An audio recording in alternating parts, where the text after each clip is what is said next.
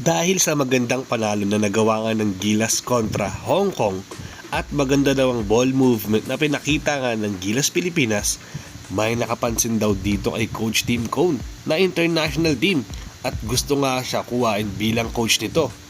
Anong bansa naman kaya ito? At Justin Brownlee, pinoprotesta ng Hong Kong dahil bakit niya daw siya pinayagan magdaro dito sa FIBA habang may pending case pa nga siyang related sa drugs. Yan ang topic natin sa video na ito mga ka-sports. Pero bago ang lahat, pakisuportahan na aking channel sa pag-like at subscribe. I-click ang notification bell button para lagi kayo ma-notify sa mga latest videos ko. Tara at pag-usapan na natin yan. Maganda nga ang pinakitang performance ng Gilas sa first game nila kontra Hong Kong at nakakuha nga sila ng 33 assists sa game na yon. Na ibig sabihin lang ay maganda nga ang ball movement nila at passing.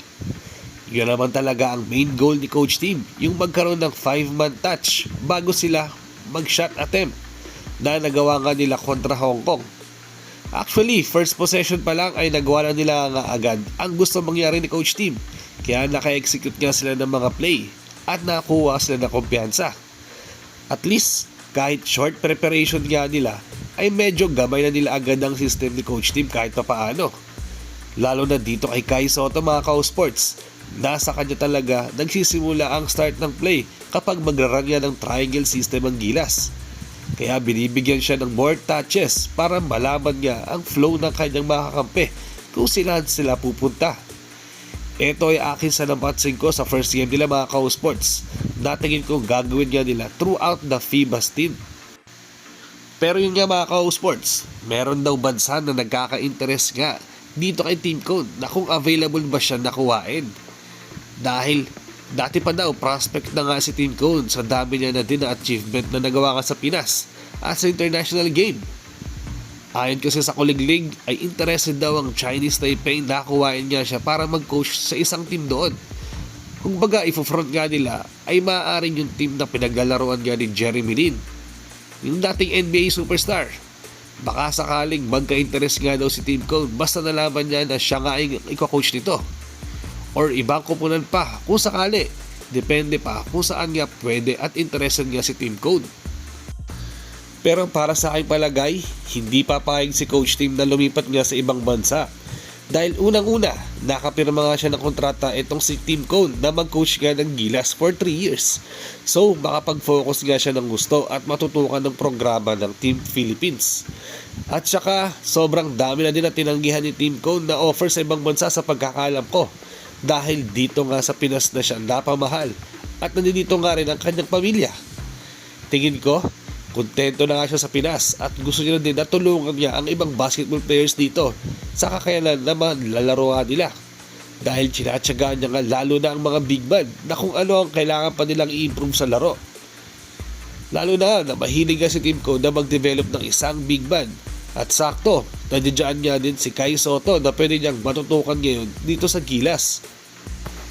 Kaya sana mga ka-sports ay huwag nang sayangin ni Kai Sotto ang opportunity na to habang nandiyan nga si Coach Tim. Dahil sobrang galing nga talaga niya mag-develop ng isang big man at madami na nga rin siyang napatunayan dyan.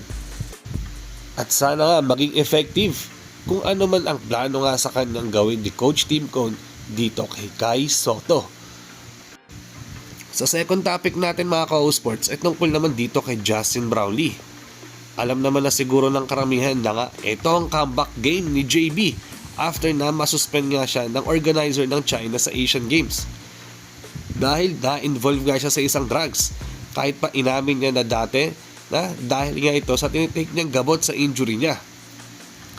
Ito rin ang naging dahilan kung bakit hindi nga siya nakapaglaro last conference sa Barangay Ginebra. Dahil pinigilan nga siya ng management na wag muna magdaro habang hindi pa lumalabas ang official na ipapato nga sa kanya. At ngayon, laking tuwa nga ng SMC at SBP dahil pinagbigyan na nga magdaro si JB dito sa FIBA Asia Cup. Pero dahil nga sa pagkatalo ng Hong Kong, which is part pa din nga ng China, magpoprotesta nga daw sila sa pagdaro ni Justin Brownlee dito sa Pinas. Sa pagkakalam nila, may pending case pa nga itong si JB dito sa International Games at gusto nga daw nila na ma-forfeit niya ang pagkapanalo ng Gilas dahil dapat di pa din nga daw siya pinayagan magdaro. Kaya ngayon, nakabinbin nga ang pagprotesto daw ng bansang Hong Kong dahil sa nangyari na yun. For me mga ka-Home Sports, hindi naman basta-basta papayagan ng FIBA organizer itong si JB kung alam nila na may issue pa nga yan. At saka, hindi rin naman nila sakop ang liga ng Asian Games at hindi pa na mapapatunayan nga na may drug issue nga talaga itong si JB. Kaya nonsense din if ever nga magprotesta ang Hong Kong team sa pagkatalo nila dahil naglalaro nga talaga si JB para sa kanyang bansa. Mas okay na siguro na mag-move on na nga lang itong Hong Kong at bumawi na lang sa ilang games nila dahil mahaba-haba pa naman ang tournament at makakabawi din sila sa Gilas. Basta makapag-prepare nga sila ng gusto. Kailangan na lang natin abangan ay ang laban niya ng Gilas kontra Chinese Taipei na lalaro nga dito sa Pilipinas. Kaya home court advantage nga hanggang ito para sa ating mga Pinoy.